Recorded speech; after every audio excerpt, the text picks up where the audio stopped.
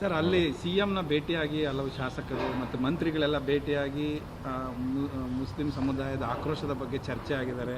CM ಇಂಟರ್ವ್ಯೂನ್ ಆಗಬೇಕು ಅನ್ನೋಂಥದ್ದು ಹೇಳ್ತಾ ಇದ್ದಾರೆ. ಹೈಕಮಾಂಡ್ ಈ ಥರ ತೀರ್ಮಾನ ತಗೊಂಡ್ರೆ ಸರಿ ಇಲ್ಲ ಅನ್ನೋಂಥದ್ದು ಹೇಳ್ತಾ ಇದ್ದಾರೆ.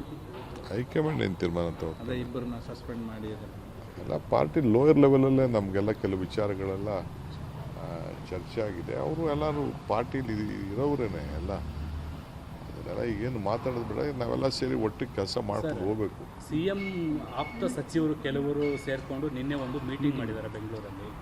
ನನಗೆ ಮಾಹಿತಿ ಇಲ್ಲ.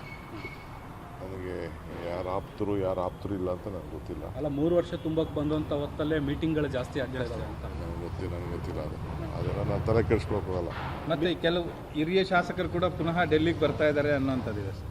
ನೋಡೋಣ, ಆಗಲೇಬೇಕು. 3 ವರ್ಷ ಆಯಿತು, ಕಾದು ನೋಡೋಣ. ಸರ್, ಮೇ 20 ಏನಾದರೂ ಅವರು ಅವ್ರ ಅಭಿಪ್ರಾಯ ತಿಳಿಸೋದ್ರಲ್ಲಿ ತಪ್ಪೇನಿಲ್ಲ. ಅವತ್ತು ನಾವು ಹೇಳಿದ್ದೆಲ್ಲ ನಮ್ಮದು ಸರಿ ಇಲ್ಲದೆ ಇರ್ಬೋದು, ಇನ್ನೊಬ್ರು ಹೇಳಿದ್ದು ಸರಿ ಇಲ್ಲದೆ ಇರ್ಬೋದು. ಅವರು ಅಭಿಪ್ರಾಯ ತಿಳ್ತಾರೆ. ನಾವೆಲ್ಲ ಕೂತ್ಕೊಂಡು ಚರ್ಚೆ ಮಾಡಿ ಒಂದು ಲೈನಿಗೆ ಬಂದಿದ್ದಾರೆ ಸರ್, ಅಮಾನತನ್ನು ವಾಪಸ್ ತಗೋಬೇಕು, ಇದು ರಾಂಗ್ ಸಿಗ್ನಲ್ ಸೆಂಡ್ ಆಗ್ತಾ ಇದೆ ಸಮುದಾಯಕ್ಕೆ ಅನ್ನೋ. ಯಾರನ್ನ ಅಮಾನತ್ ಮಾಡಿದ್ರು? ಈಗ ಯಾರನ್ನ ಅಮಾನತು ಮಾಡಿದ್ದೀರೋ ಅವರೇ ರಾಜೀನಾಮೆ ಕೊಟ್ಟವರಪ್ಪ.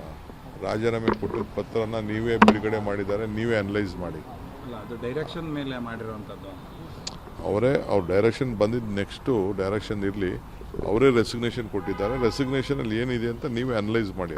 ಒತ್ತಾಯಪೂರ್ವಕ ರಾಜೀನಾಮೆ ಇಲ್ಲ ನಾವು ಯಾರು ಒತ್ತಾಯ ಮಾಡಿದ್ದೀವಿ. ನಮ್ಮ ಕಾರ್ಯಕ್ರಮಗಳನ್ನು ನೀವು ನೋಡ್ತಾ ಇದ್ರೆ ನಮ್ಮ ಚಾನೆಲ್ ಅನ್ನ ಸಬ್ಸ್ಕ್ರೈಬ್ ಮಾಡಿ, ಪಕ್ಕದ ಬೆಲ್ ಐಕಾನ್ ಒತ್ತಿ ನಮ್ಮನ್ನ ಬೆಂಬಲಿಸಿ. ಹಾಗೆ ನಮ್ಮ ಕಾರ್ಯಕ್ರಮಗಳನ್ನ ಲೈಕ್ ಮಾಡಿ, ಕಮೆಂಟ್ ಮಾಡಿ, ಅದನ್ನ ಬೇರೆಯವರಿಗೂ ವಾಟ್ಸ್ಆಪ್ ಮೂಲಕ ಶೇರ್ ಮಾಡಿ. ನೀವು ಹೀಗೆ ಮಾಡಿದಾಗ ನಮ್ಮ ಚಾನೆಲ್ ಮತ್ತಷ್ಟು ಜನರಿಗೆ ತಲುಪಲು ನೀವು ನಮ್ಮೊಂದಿಗೆ ಸಹಕರಿಸಿದ ಹಾಗಾಗುತ್ತೆ.